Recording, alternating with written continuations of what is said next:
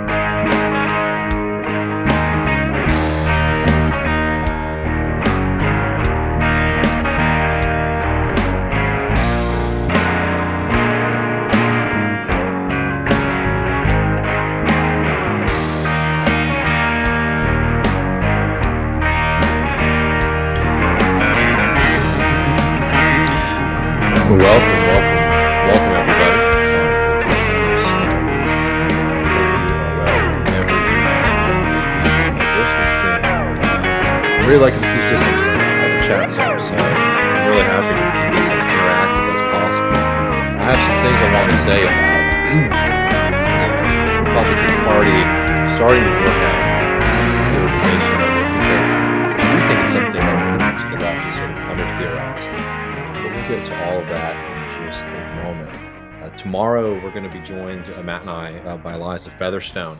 I'm really looking forward to, one, having her on the show. I'm a big fan. And two, talking about the subject that we're going to be talking about, which is going to be the crisis of masculinity. It's all sort of came out of a great piece that she wrote in the New York Times, critiquing Josh Hawley's work on masculinity. He wrote a book or a kind of monograph on it.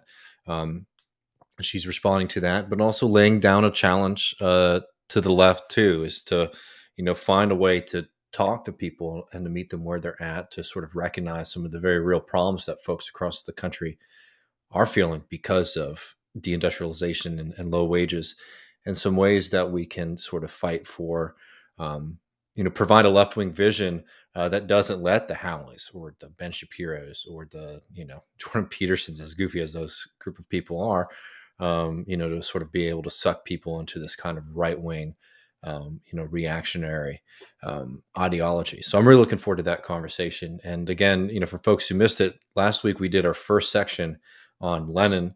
The first section was Lenin Teaches You Marx, and the second one coming up this Sunday is going to be on Lenin's writings and letters to the American working class. So I'm really looking forward to doing more of that with Matt. As always, you can sign up for that at patreon.com. I saw we already had some chats here, including a super chat, so I want to make sure that I'm shouting everybody out before we get to the subject matter. Brandon want to note that heads up to anybody in the Twin Cities area. There's going to be a rent control protest in MPLS on January 10th. So be there or be square. So really looking, people should definitely be checking that out. If you are in the area, please send us some info too, Brandon, so we can cover that and direct people toward it. And I really appreciate the chat. All right, well, let's see. Let me catch up with y'all real quick. It's good to see everyone hanging in. I'll make sure we're not having anything terrible like last week when my sound was off the entire time. All right. Yeah. So, Minneapolis. Yeah. So, Brandon, please send us some of that information. And I can't wait to start pumping that out. Well, Lord, we got a few stories. I mean, I want to get to this GOP thing, and I'm going to be sort of reading the chat as we do it, because I'm curious what y'all are thinking. I gotta say, I'm a little frazzled just because we already got like a strike against this video before it even went up, which is the weirdest thing on YouTube. So I don't know what's going on there. But yeah, I mean, also just a little bit of housekeeping too. I think I'm going to make a post on Patreon maybe this week or next week. But we're approaching our 50th episode, and Matt and I were sort of wanting to take stock and get people's feedback on, some things about the show that people are liking, some things that they would like to see more of. I'm trying to figure out a good place where we can get everybody's opinions on that. But I think we're going to try to take a good census from our listeners soon, because we're approaching 50 episodes, which is pretty crazy. We've been really enjoying, working with all of y'all throughout this past year. So,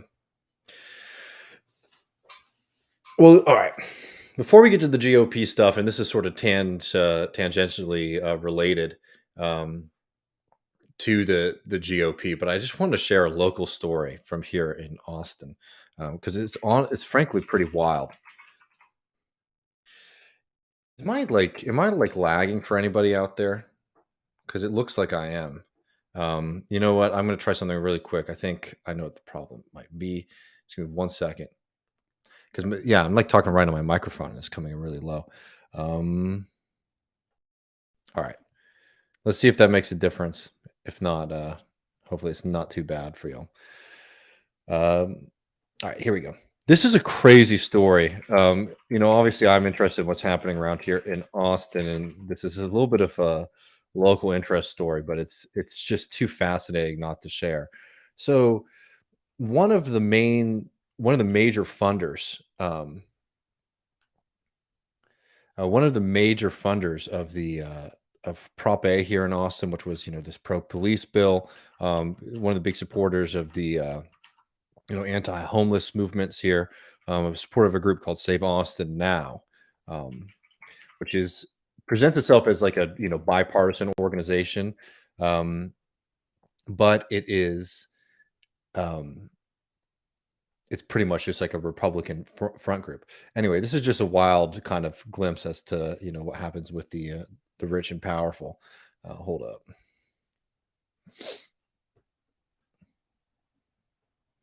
So why is it not sharing yet? Lord, I feel like this is just like my computer is just not going fast right now.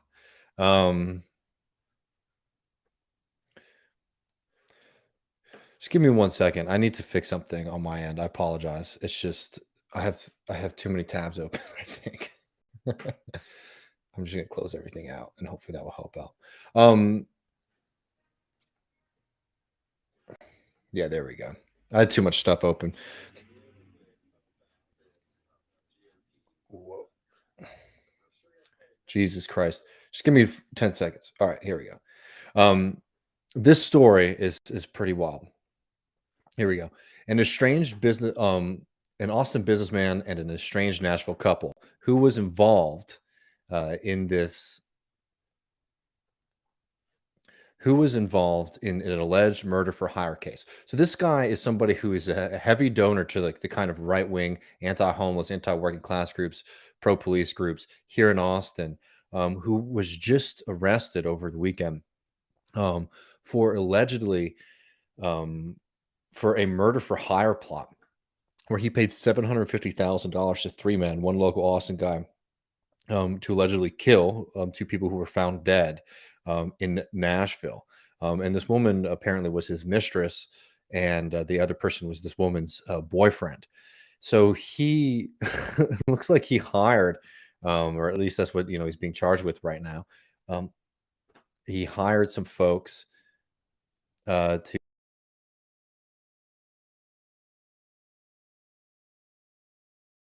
um, to kill these people. I don't know, absolutely crazy. I feel like things are going. I'm having a lot of technical issues, so I am going to uh, keep it very simple and not share any sound with you all. Then I'm sorry for these delays. I have no idea what's going on. Um, I literally don't ever keep this many tabs open. It was just all right. I don't know. If you haven't checked out that story, it's pretty wild. It's just funny to see somebody who wants to increase police presence and, hyper police, the vast majority of citizens in this city, and to see what he gets into up to in his own kind of private life.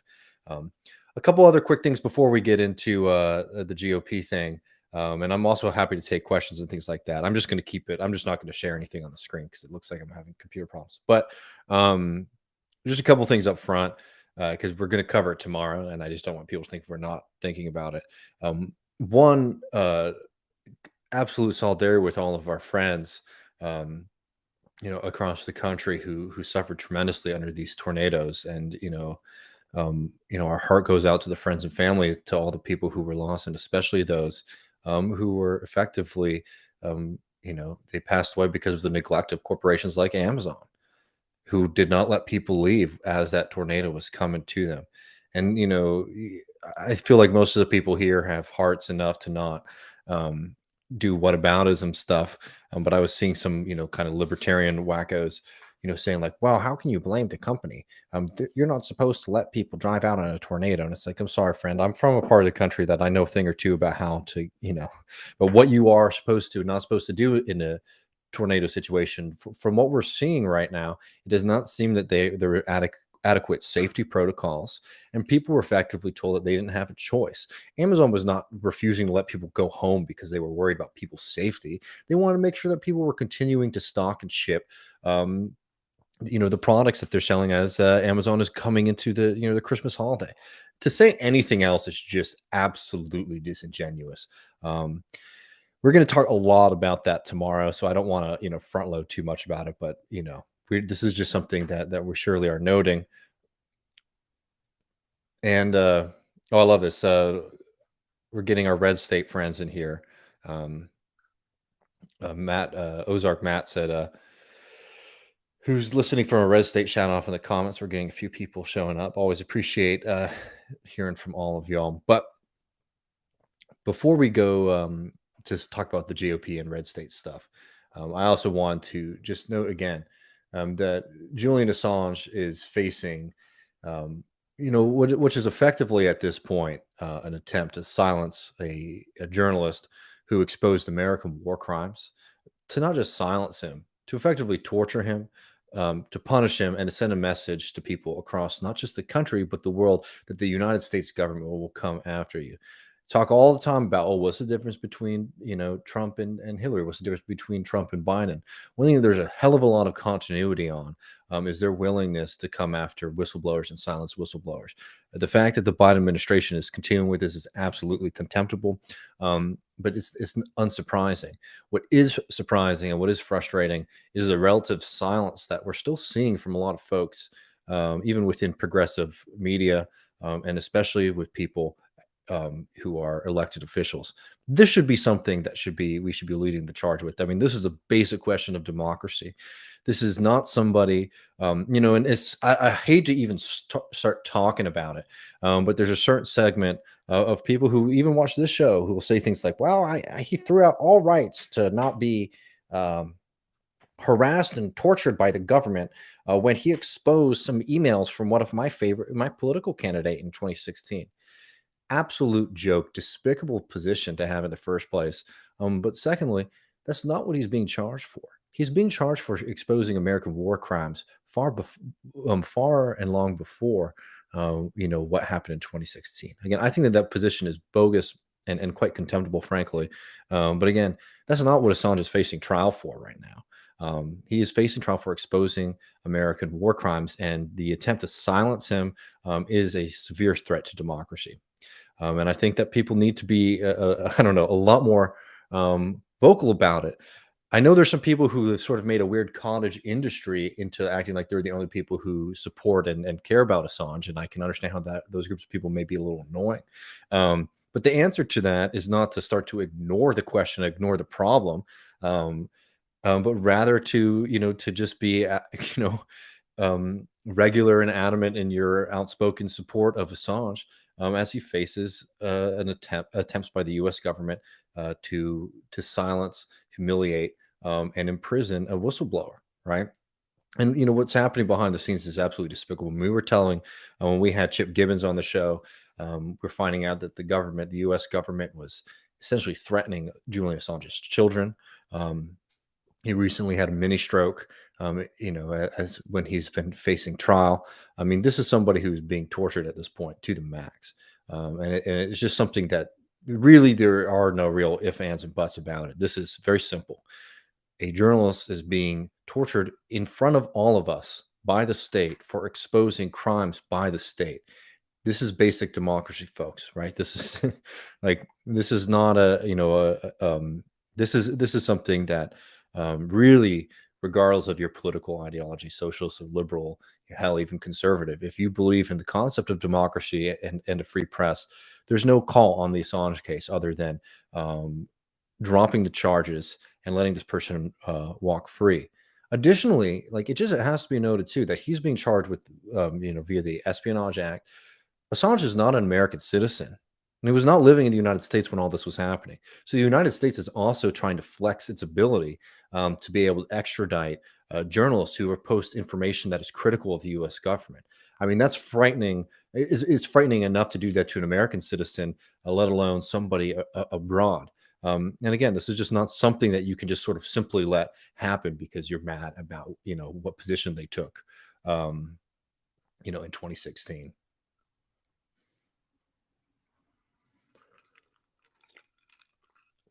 Yeah, the government only take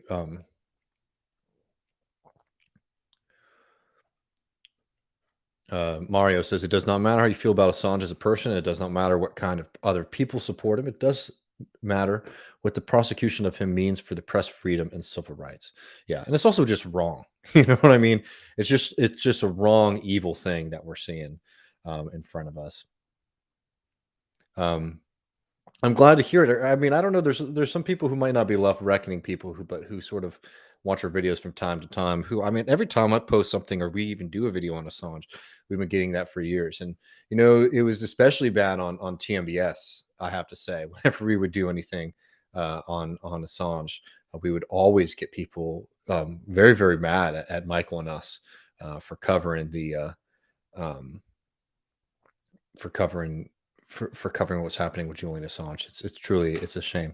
I also just wanted to note on the Mond case, the person who was just arrested for potentially hiring hitmen to kill his his mistress, and is also a huge, anti-homeless and cop donor. Um, Meet the Seed says, I grew up around here, talking about Austin. Pretty crazy since Mon's almost a household name with those dealerships. Yeah. He runs dealerships across town and they're pretty big. Yeah, they are household names, frankly. I mean, it's been a kind of wild thing. I mean, obviously, like the truth of the matter is it's horrible what happened to those two people. It's also just really telling what the kinds of folks who spend so much money on this kind of law and order politics are willing to do personally. And you wonder if it's a little bit of projection, when they say we need the police to keep people in line, they might be talking more about themselves. I want to shout out Christopher for the super chat too. It really helps us go. And as I was saying earlier, they already blocked this this video on YouTube. We already have like a no monetization strike against us. I don't know what that was about. But let's see, y'all. You want to talk about GOP? I want to hear.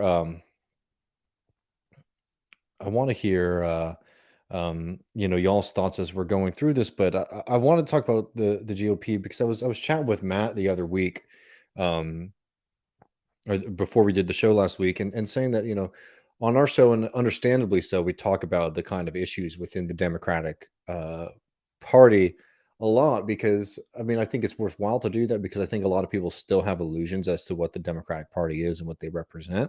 I think the actual strategic questions of how socialists and particularly groups like DSA should interact with the Democratic Party are sort of live and open questions. But because of that, I do think that like the GOP itself is sort of under theorized, what it is, how it functions, and what it represents. So I wanted to talk a little bit about that.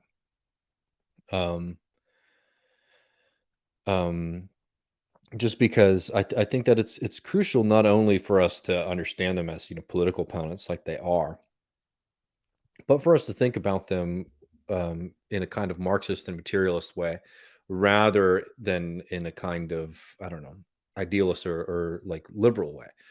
Because I do think that you have to think about the kind of party formation and what the Republican Party represents differently. You're going to think about it differently if you're coming from it like from a materialist position versus like a liberal position. I mean, go look at what's going on. Go on Twitter. Go on MSNBC. Listen to the way that a lot of liberals are talking about the Republican Party. It's like, oh, the Republican Party has lost its way. Oh, the Republican Party used to stand for something. I might not have liked it, but it stood for this, or that. And that's kind of our idealist garbage. I mean, the Republican Party, certainly in my lifetime, and pretty much anybody who'd be listening to this lifetime, has been, an extremely vile party.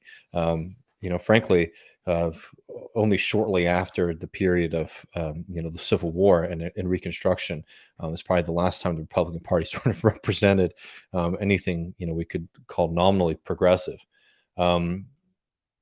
But we need to be we got to have a better kind of theorization of what their political bloc is, what their political motivations are, and what they sort of represent materially and structurally, and also what they want to do in power, than just they're the bad guys, right? Because I don't think that really helps us understand, what's going on around us. And I'm keeping an eye on the chat, so if y'all want to have any things to say in this,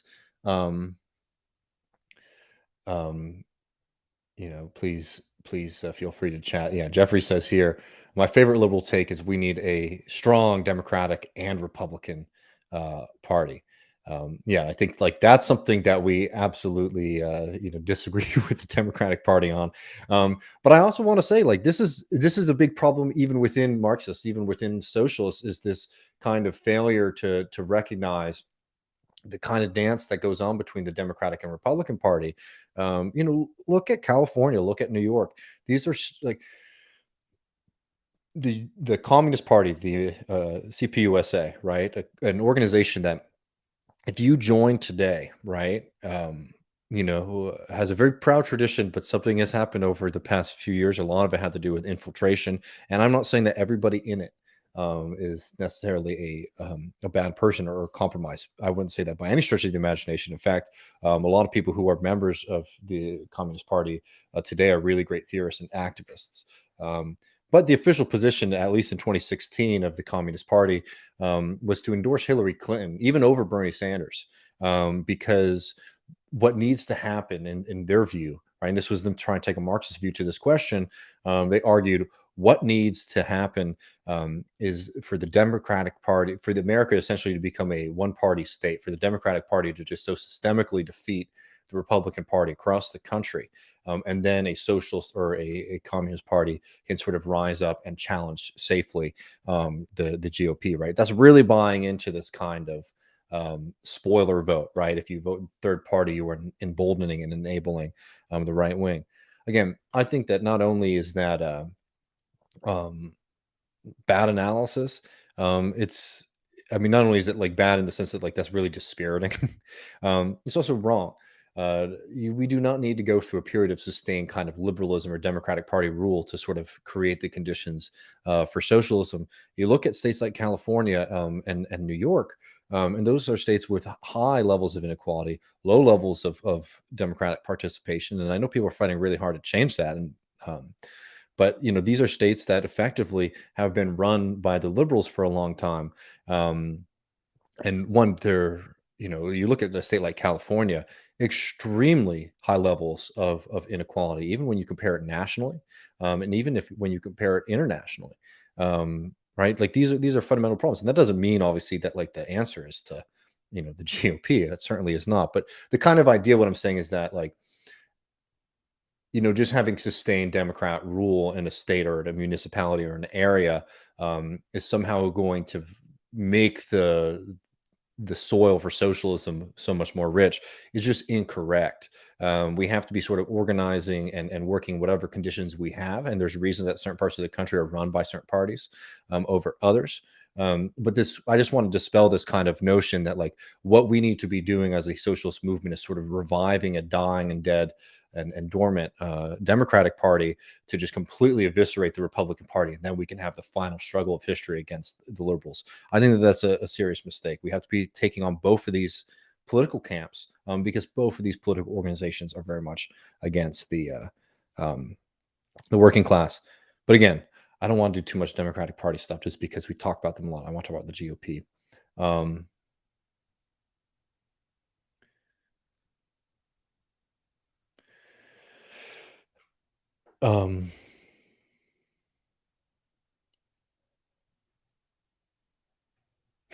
Yeah, and thank you for the advice in the Twitch chat. I'm very aware that there's that Twitch has been very ban happy.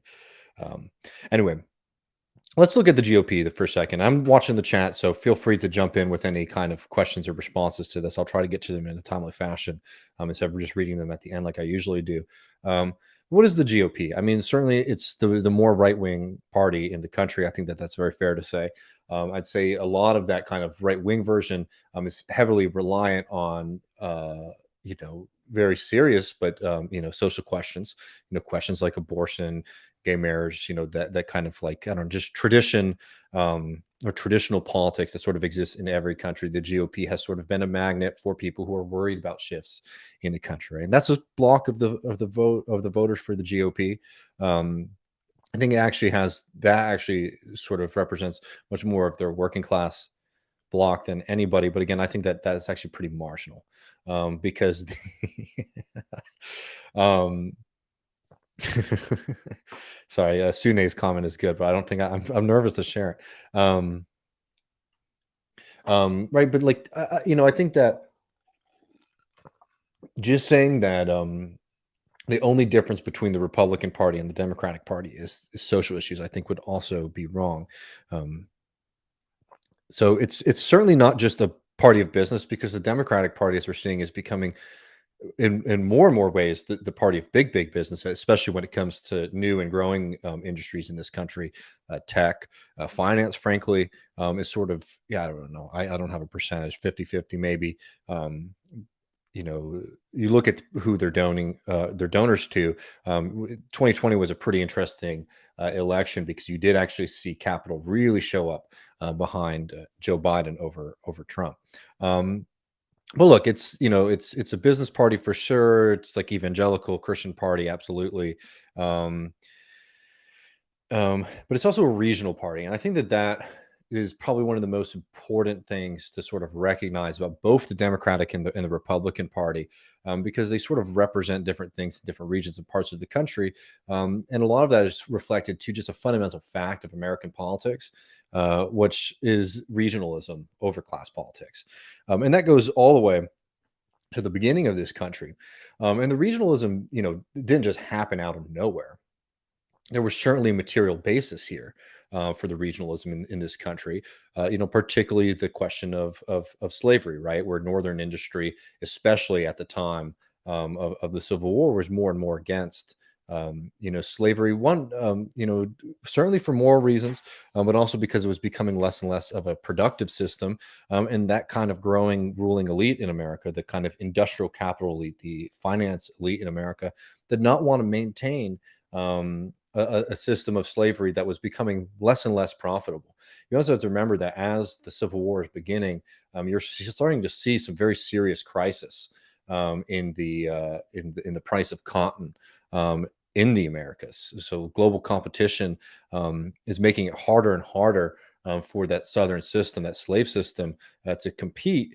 So obviously, you have a ruling class in the South that wants to maintain, the system of slavery, but they were more and more in conflict with a kind of Northern industrial class and a Northern finance class that not only wanted to see, slavery end because of its, again, immorality, but also as a part of, as a business decision. And additionally, there's a lack of development that comes with the slave system, right? I mean, there was not kind of very vibrant part of the American economy in the South for the purchasing and demand of kind of consumer goods, because the slave system sort of concentrated wealth and power in a few families.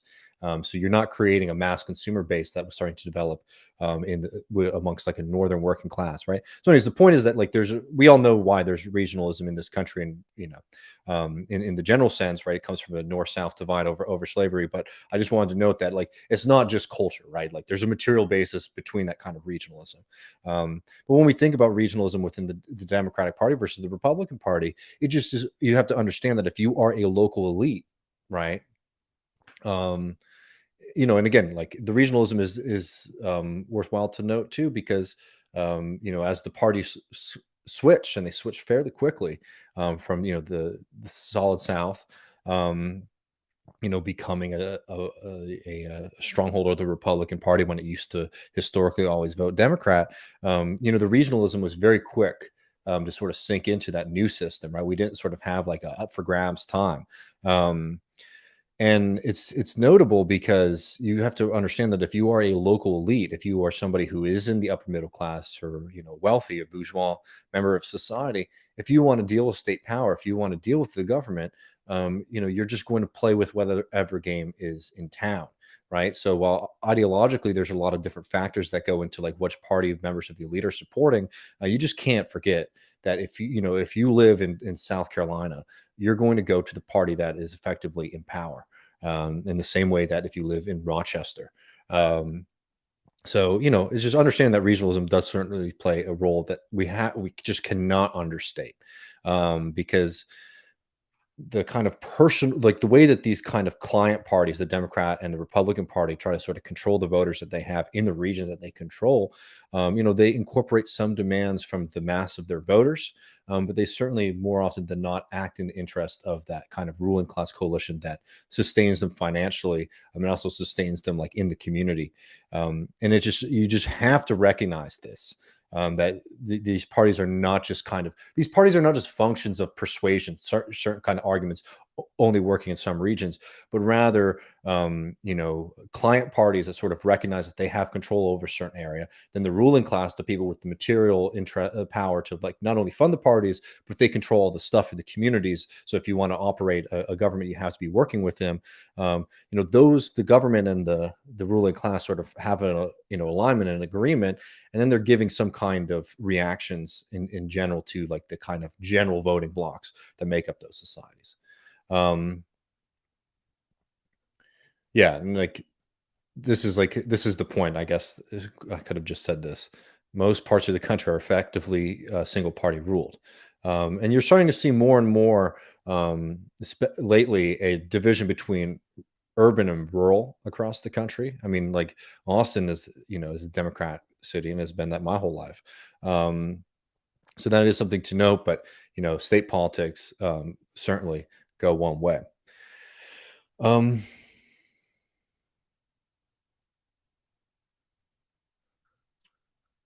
okay, so I don't know. I think most people understand this, and beyond that kind of like quick analysis of the GOP. I mean, of the regionalism. Let's talk about like GOP in particular, right? I wanted to pull up, and Lord help us all if this does not work. I wanted to share um, a quick segment from this really great piece that y'all should read if you have the chance, called "Fault Lines" by Dylan Riley in the New Left Review, and I think they make a very, very convincing argument, frankly, about the nature of both the Republican um, and the Democratic Party are sort of operating as effectively. Let me pull this up for myself so I can get to the pertinent section. Um, that these parties operate. They have like a captured voting block essentially, right? Um, but they also operate as distribution hubs of power in their communities, right? And well, actually, let's pause real quick just to set one more thing up, because I think the distribution argument that Dylan Riley makes, I think, is very, very useful in understanding what way the Republican Party is going right now, why the Republican Party is moving in the way that it is. But before we get to the distribution and all of that, you have to understand one thing, and this is something that I think a lot of younger Marxists um, sort of aren't as aware of in the theory of Marxism. A lot of people think that like the Marxist theory of society, right, is that there's a working class and the ruling class, and the ruling class is uniting, the working class is divided, and we need to be uniting the working class to confront the ruling class. That's true in like the most zoomed out sense, but the kind of unity of the ruling class, the ruling of the unity of the capitalist class, is a dialectic, right? It's never as unified as that kind of like perfect model conception that I just lined out. The ruling class is constantly in conflict with itself, right? Because it has different interests. You talk about early America. There was a difference between the ruling class of the South and the ruling class of the North. And that ends up creating fundamental conflict in society. And that still exists today, right? A lot of American history, especially when you see these big shifts in capitalism, big shifts in the way that the society is moving, it's because of these kind of internal conflicts between ruling classes, right?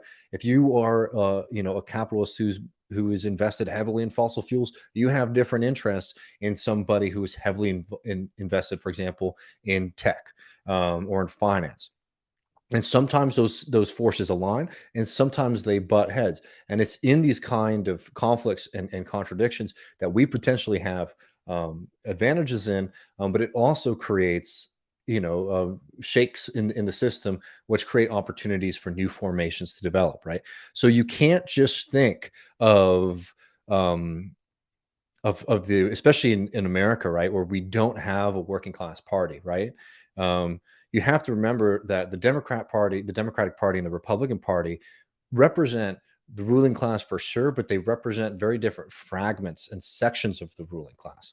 And this is one of the most important developments that we've been seeing in our lifetime, is the way that these kind of contradictions and tensions are moving, right? Because I think it's 100% accurate to say that there are members of like the Democratic Party absolutely not only does the bidding of the ruling elite, but some of the kind of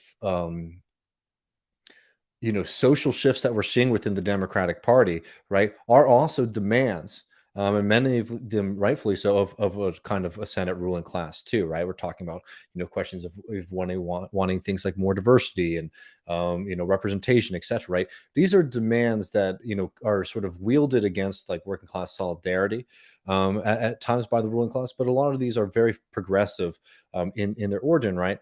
And they're kind of originating from these newer, they're not even new, but like demands of a very specific part of the American ruling class, right? Specifically when we're talking about the Democratic Party, we're seeing it. It's tech, it's finance, um, are much more sort of involved within the Democratic Party process, right? So just understanding that like the parties themselves, like there is no kind of unified ruling class party. The Democratic Party and the Republican parties not only reflect the interests of the ruling class in general when they're in power, but they also do represent different sections of capital. Um, right, and that's really important um, to recognize when you're talking about the actual differences between the Republican Democratic Party, right? So they're both not our party, right? Like they're both not our party, but they represent different kind of not just class interests, but different interests of parts of the ruling class. So now we can get just so understanding that is really critical to understanding this kind of distribution model that Dylan Riley puts out. And again, I'm just sort of like, thinking these things through with y'all. So I'm trying to keep up with the chat as well to hear what y'all are saying. Okay, well, this is what Richard says. I want to include y'all. Richard says the Republicans represent smaller domestic capital interests being pushed out by globalized finance and multinational corporations. In my opinion, that's where their ethno-nationalism comes in. Well, that's an interesting point. We'll get to I'm going to pull this up right now because this Dylan Riley piece, I think, is one of the better pieces that I've read on this question in a while. I can pull this up for y'all. See if I can find too many. Yeah, I think the next goal for the show is to get a producer because I can't do this on my own.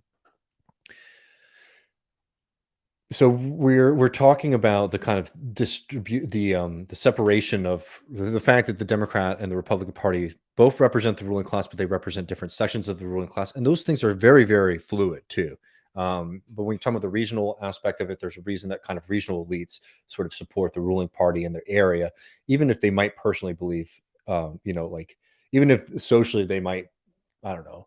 Like if you're a kind of rich guy in New York, I mean, you'll know people like this, like a person who's in like New York, super, super wealthy, just absolutely vile reactionary social politics. But, they deal with the Democratic Party because they know that that's the party they're not donating money to the Republicans as much because they know that the Democrats sort of control local access.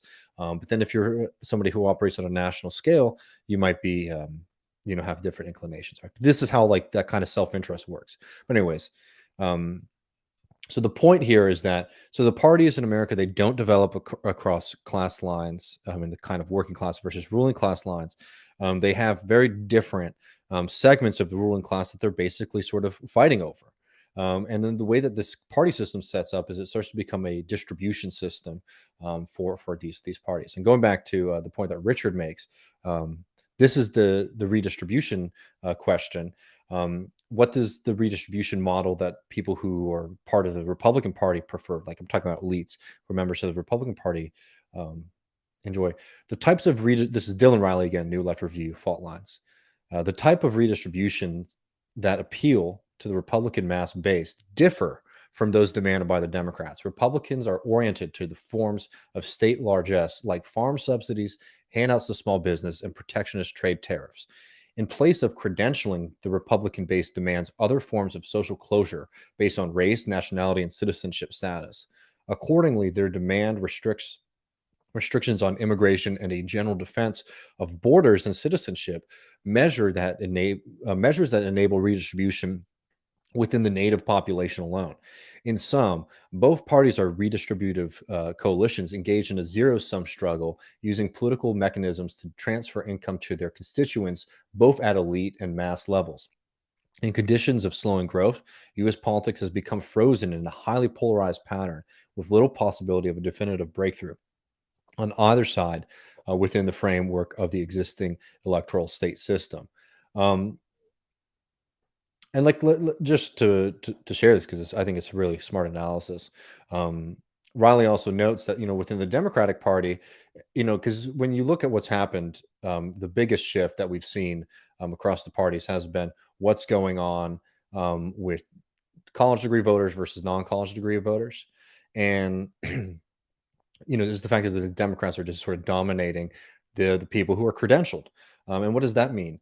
Um, those with a college degree have a claim to what one might call rents from education, which those without a degree do not. Thus, the college educated have an interest in policies that reward expertise, which often entail public expenditure. Those without a degree are likely to be suspicious of expertise and of the state funds that reward it. The conflict between college degree holders and those without it, thus, among other things, is a distributive conflict. And I think that that is spot on. You look at what happened underneath the Trump administration too, right? A lot of these fights over immigration with Trump, one of the big demands that the Democratic Party was sort of able to make against Trump when he was attacking immigrants was, you're coming after doctors, you're coming after like skilled technicians, right? And look, I think that we should be inviting people into this country. So I'm not a restrictionist on these kind of things, but you can see how that is a kind of elite interpretation of a demand to sort of to challenge, the hyper nationalism, the kind of isolationism of Trump, right? Is that, oh, well, we need to have, extremely highly educated, technicians and scientists and researchers and analysts being able to come and work in this country, right? You can see, for example, why that is a demand of Apple, and Facebook, etc., right? You can see why, for kind of the smaller bourgeoisie, the petty bourgeoisie, those who aren't sort of involved in that kind of credential field, they're very worked up about immigration to this country. And you can see where that kind of demand for the harsh border, the hard border, comes from for them, right? And this is the kind of and especially if you're talking about like on the Republican side, coming from a kind of upper middle class to wealthy demographic too. Oh well, they're high. There's too much competition for my children. I might not be a college educated kid, but my kids are going to school. I want to make sure that they don't have international competition for like the high paying jobs. Right? You can just see the way that this kind of distribution conflict develops. Um,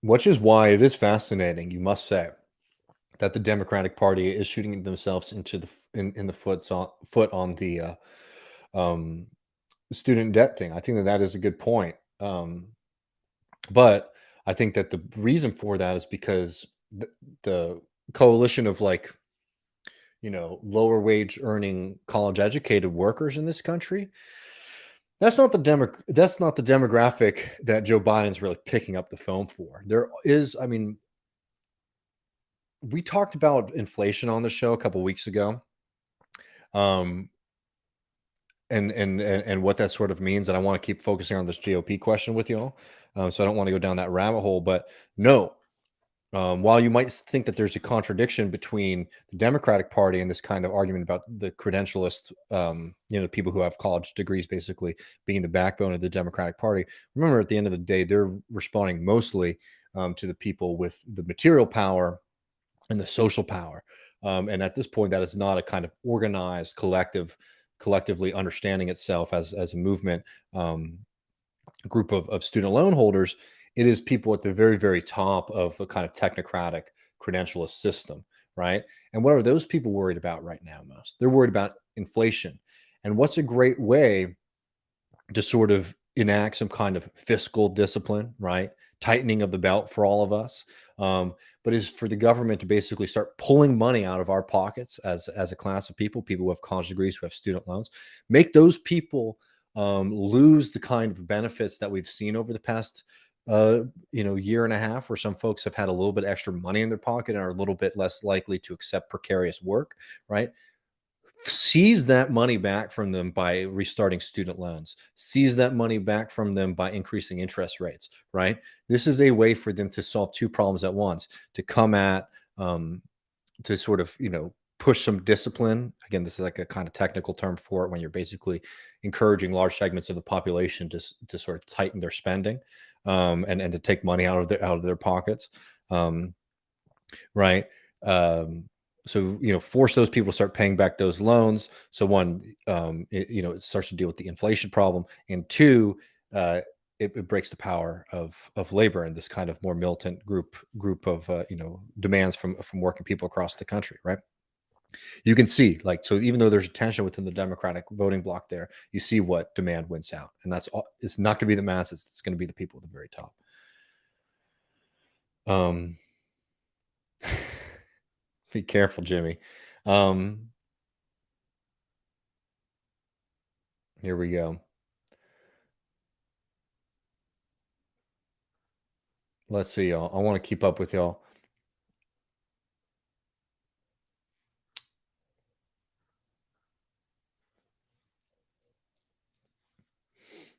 I'm reading the chat for y'all. I don't know if this was in response to anything, but Newt Gingrich is a really great point. I put him in the tab here because Newt Gingrich is a kind of fascinating development within like the contradictions, I think, of the GOP. Right, GOP sort of represents different sections of American capital.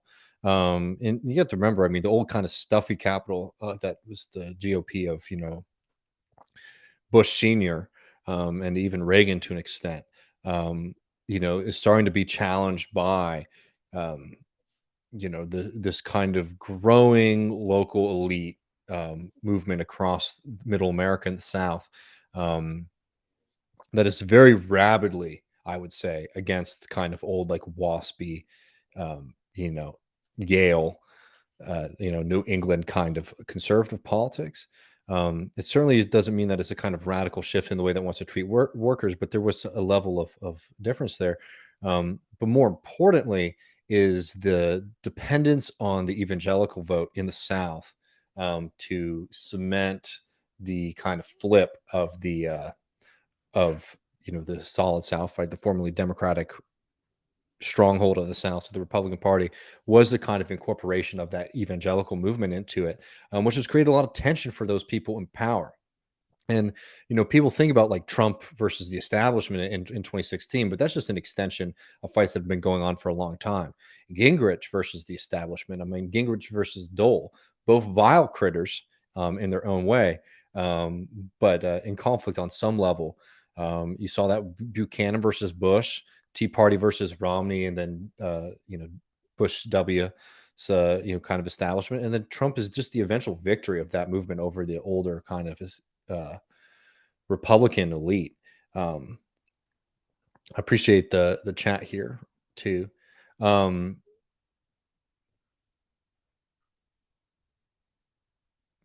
so like the point is that these kind of brewing fights that we're seeing is is not anything new, but actually comes into the kind of electoral calculus that the Republican Party had to make.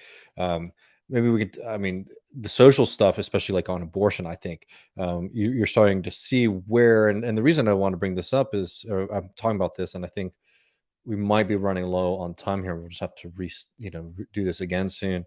Um, but you see like the kind of fights about abortion across the South and in Texas. That's like paying off a part of your coalition that's been demanding certain things. But let me read some of y'all's. Um, notes here. Mario says, "I'm repeating myself, but would you agree with the statement that the Democrats tend more towards ordoliberalism, while the Republicans tend more towards neoliberalism?" I think a better way to think about it like this. It's an interesting point. I don't think I don't think it's actually as ideological as that. Trump and Obama were certainly different, even in the way that they set up their packages. But look at what the 2008 financial crisis sort of challenged. It didn't create a rejection of neoliberalism, but it certainly represented a kind of shift, at least in the way that a lot of these governments were able to talk about things and even to act. I mean, don't forget what happens after 2008. Not massive social spending to put more money in American working people's pockets, but certainly unheard of in American history action by both the federal government and the Federal Reserve to ensure the profits of fire. right? Finance, insurance, and real estate, to make sure that despite the fact that there's this massive economic crisis going on, the federal government and the Federal Reserve are going to step in and save the day in a way that just sort of might have seemed unfeasible under either Clinton or Bush or Reagan, right? There was a kind of understanding there that there were things that the government just was not going to do anymore. Um, okay, so you fast forward 8 years, and some people would sort of say, like, "Oh, well, look, this is Obama. Yeah, he's super liberal and blah, blah." Look what happens with Trump during the coronavirus shock, right? You see this massive shock to the economy, you see this massive shock to the system, and Trump steps in this kind of way that sort of contradicts some of the precepts of the neoliberal order that we are in, which I think shows that neoliberalism, rather than being a kind of predominantly coherent ideology, right, that you could read like the book and be like, this is the neoliberal like tenets of how they want to interact with things. Understand that neoliberalism was a kind of ideological justification for the actions of the American and a lot of European states um, in the 1980s plus, which is that the protection of finance, the protection of fire, the protection of a certain segment of the kind of elite global ruling class was going to come was going to be the kind of reflex of the government to any kind of crisis. And what that means is that there will be losers, and some of the people who lost out on that were people who are kind of credentialed workers, right? 2008 is a moment of mass unemployment. A whole generation of people graduate from college, all while college is becoming one, more expensive than it had ever been in history, right? And you see that those people who sort of lose out, and they sort of flock to a Democratic Party, which is promising them a return to a credentialed system, a return to a system of high employment for people who have the technical capacity to work in the industries of the future, right?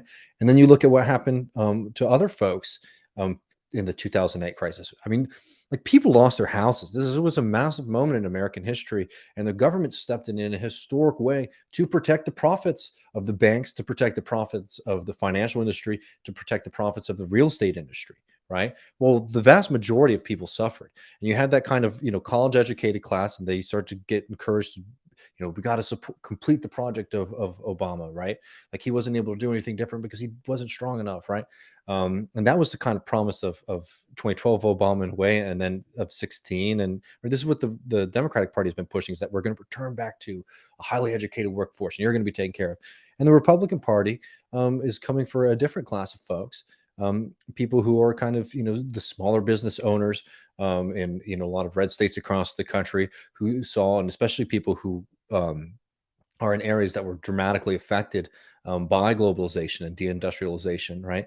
The promise there is that we're going to restrict immigration. We're basically going to punish your kind of economic opponents on the market to benefit you, right? And there's a huge aspect of that is very jingoistic and nationalistic, for sure, right? But this is the way that both of those parties sort of played um, this moment of crisis, while both parties, when in power, right, when they faced financial crisis, they both did the same thing, right, which was step up for the interests of, like, the hyper elite, like the powerful national ruling class in America, right? The people who just have wealth and power outside of what we sort of conceptualize as like a typical rich person.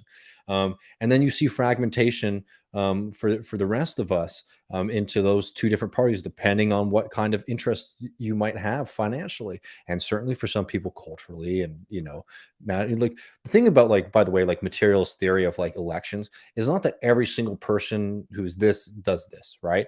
It's that general trends sort of reveal a system that's a lot more logical and than something that we can analyze, versus, I don't know, just like the stupidity of all of our own lives. You know what I mean? Like, some people just like really, really, really, really, really didn't like Trump, right? For whatever kind of personal reason. And they supported Clinton, right? And you might be able to make an argument for, like, why Trump might have even been better for them because they were a super wealthy person or whatever, right? Like, we all do things for our own reasons at the end of the day. But there are these kind of material bases that allow us to do macro analysis that I think is really critical. I don't know if I hope that was able to answer your question. Um, And it's interesting to see what's going on with like a Musk kind of capitalist too, because his demands um, are funny because he's been doing this whole like anti-government, um, spending movement. Despite somebody who like benefits immensely from kind of government largesse. Well,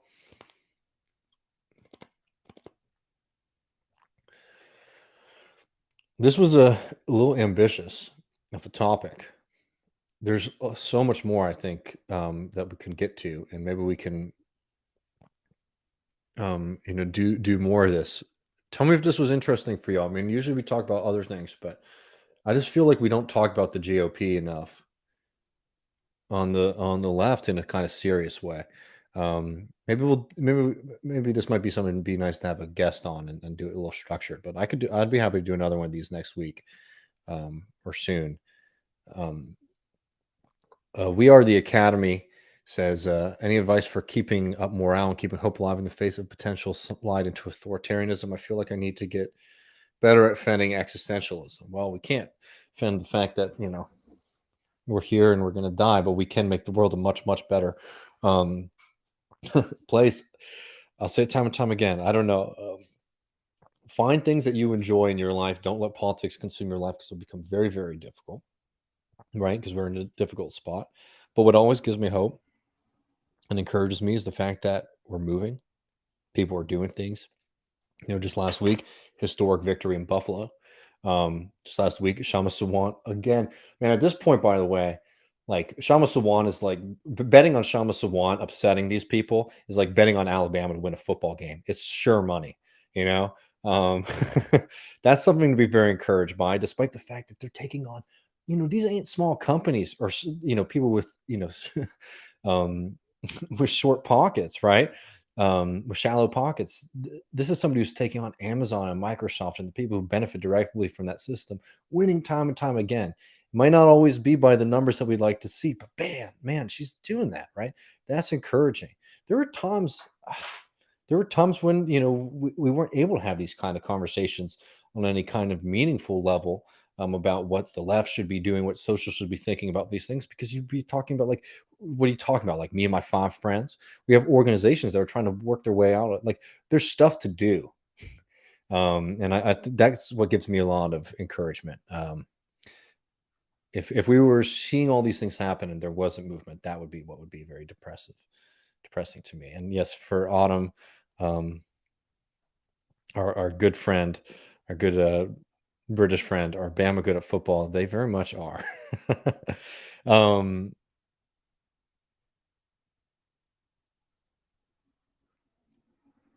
yeah, and there's a lot of great resources, um, um, too on uh, on the GOP as well. Um, so certainly I'm happy to do it. And like I don't know, it's like it's important for me, like being here in Texas, for finding ways to deal with the GOP, because I mean we didn't even talk, like we talked sort of like zoomed out. So maybe we can zoom in next time, about some of these questions. But like you're seeing a lot of myth making about like a working class revolt into the arms of the GOP, but it is notable that the one thing that's really interesting is that like neither of these parties actually are really growing parties. It's sort of like stopping the bleeding, and the Democratic Party. It's interesting to see the areas where they're losing votes, um, as it is with the Republican Party. I mean, 2020 is fascinating because you started to see some working class decline, in the Democratic vote share, and in lots of states too, decline even amongst people of colors, but especially Hispanic voters and Black voters.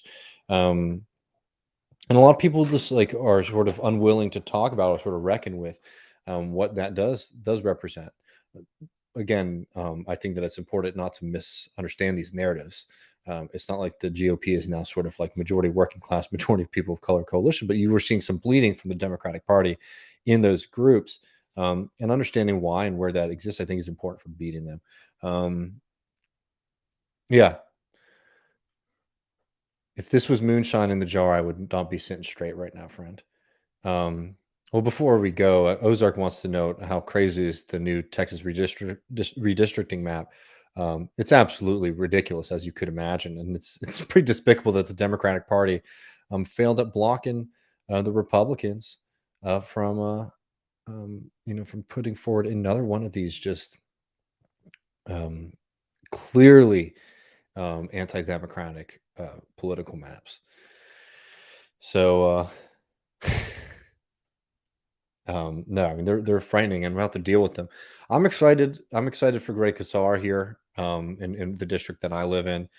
People should read his interview in Jacobin. We'd love to get him on the show. If you're here, definitely donate, support, and knock on doors. I don't know too much. I don't have a firm opinion on a lot of the other progressive races across the state. I always have a hard time with those questions because and how I want to talk to the audience about them, because like there's a lot of races across the state of Texas where like if you were a friend of mine and you lived in a district and you asked me like what if you were going to vote in the Democratic primary, for example, who to vote for, I'd very confidently point one way or the other. But at the same time, I don't find the project of left reckoning to sort of be about pushing sort of I don't know, just sort of nominally progressive candidates who again are definitely better than the GOP and definitely better than the vast majority of um, membership of the Democratic Party. But like I don't know, I don't want this. We're doing something very different here than just a show that just covers I don't know Democratic Party politics. But we'll figure that out, I guess, as we get forward. All right. Well, how about that? That's a good spot to hold off on. Um, um, we the Academy said let's do a more focused segment on how seriously to strategize around the GOP. There's a lot I didn't know that I learned from the stream, and I consider myself well read. Okay, that sounds good. I'm happy to do it. Like honestly, I like to do this stuff more where it's like less reading news articles and more reading kind of like theory and analysis, because we can all read headlines or there's people who will read them for us. This is stuff that I think is really worthwhile.